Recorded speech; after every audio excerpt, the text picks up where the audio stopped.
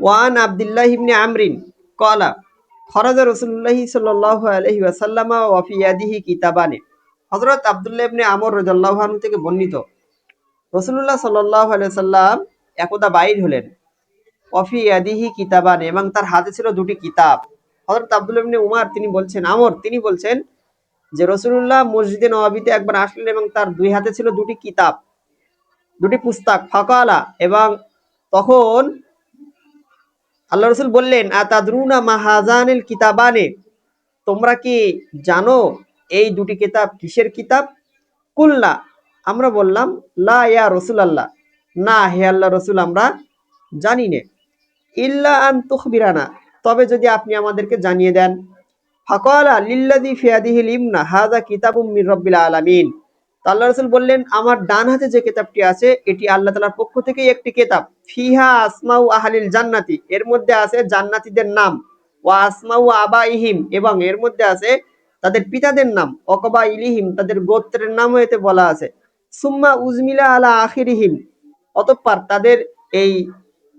তাদের মধ্যে যে ব্যক্তির সর্বশেষে যার নাম আছে তারপরে যোগ করা আছে। মোট কতজনের নাম আছে সেটা যোগ করা আছে। ফালা ইজাদু ফিহিম, সুতরাং ওই জান্নাতীদের নামে কোনো বাড়ানো আর হবে না। ওয়ালা ইনকাসু মিনহুম আবাদা, আর কখনোই আর তার থেকে নাম কম করাও হবে না। অর্থাৎ জান্নাতীদের দলে যদি 1,00,000 মানুষের নাম লেখা থাকে তাহলে 1,00,000 মানুষই জান্নাতে যাবে, ওতে কমও করা হবে না, বাড়ানো হবে না।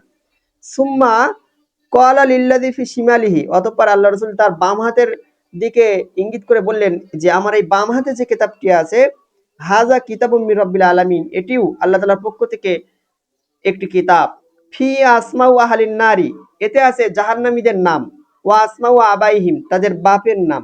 অকবা ইলিহিম, তাদের গোত্রের নামও আছে।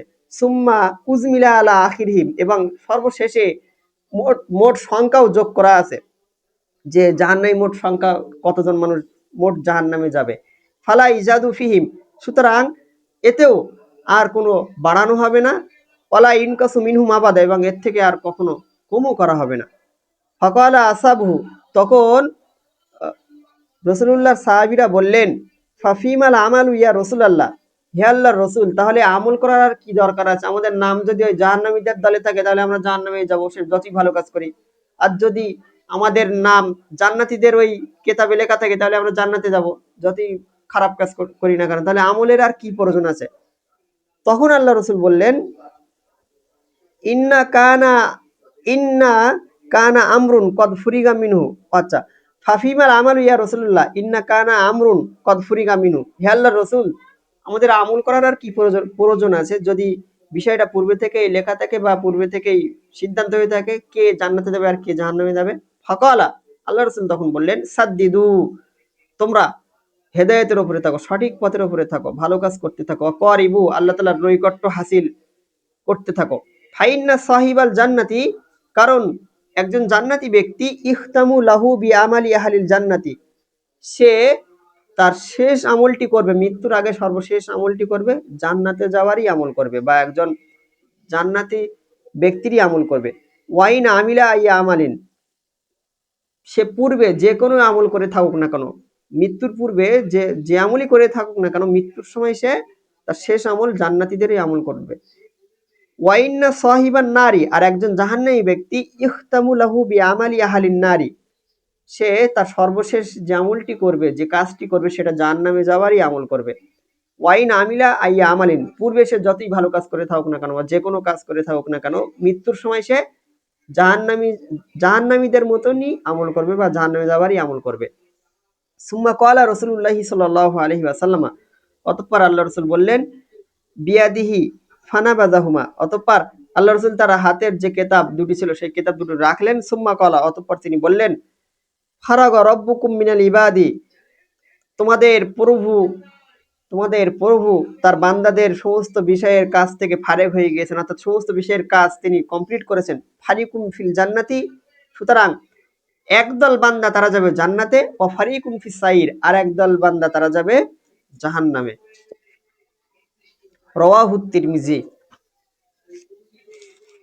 ওয়ান আবি খিজামাতা আন আবিহি ক্বালা কুলতু ইয়া রাসূলুল্লাহ, হযরত আবু খুজামা রাদিয়াল্লাহু আনহু তার পিতা থেকে বর্ণনা করেন, তিনি বলেন, আমি বললাম, হে আল্লাহর রসুল, আর আইতা রুকান নাস্তার কিহা ও দাওয়ান নাতাদাওয়া বিহি ও তুকাতান নাত্তাকিহা হাল তারুদ্দু মিন কদারিল্লাহি শাইয়া কলা হিয়া মিন কদারিল্লাহি। হযরত আবু খুজামা রাদিয়াল্লাহু আনহু তার পিতার সূত্রে বর্ণনা করেন, আল্লাহ রসুলকে জিজ্ঞাসা করলেন যে, হে আল্লাহর রসুল, এ বিষয়ে আপনার মতামত কি? আপনি কি বলেন? আমরা যে ঝাড়ফুঁক করিয়ে নেই রোগের জন্য, আমরা যে চিকিৎসা নেই, বা আমরা যে বিভিন্ন চিকিৎসার জন্য ঔষধ খাই, বিভিন্ন রোগের জন্য যে ঔষধ খাই, বা আমাদের আত্মরক্ষার জন্য যে সমস্ত পন্থাগুলো আমরা অবলম্বন করি, এগুলো কি তাকদিরকে, আল্লাহর যে তাকদির, ভাগ্য, এগুলো কি কোনোভাবেই ওই ভাগ্যকে প্রতিরোধ করতে পারে?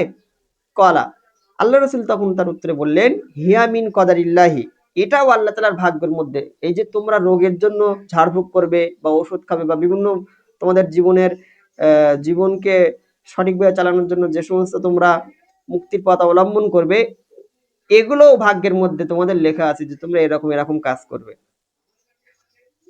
ওয়ান আবি হুরাইরাতা কলা খরাজা আলাইনা রাসূলুল্লাহি সাল্লাল্লাহু আলাইহি ওয়াসাল্লামা। হযরত আবু হুরায়রা রাদিয়াল্লাহু আনহু থেকে বর্ণিত, তিনি বলেন, একদা রাসূলুল্লাহ সাল্লাল্লাহু আলাইহি ওয়াসাল্লাম তিনি আমাদের কাছে আসলেন।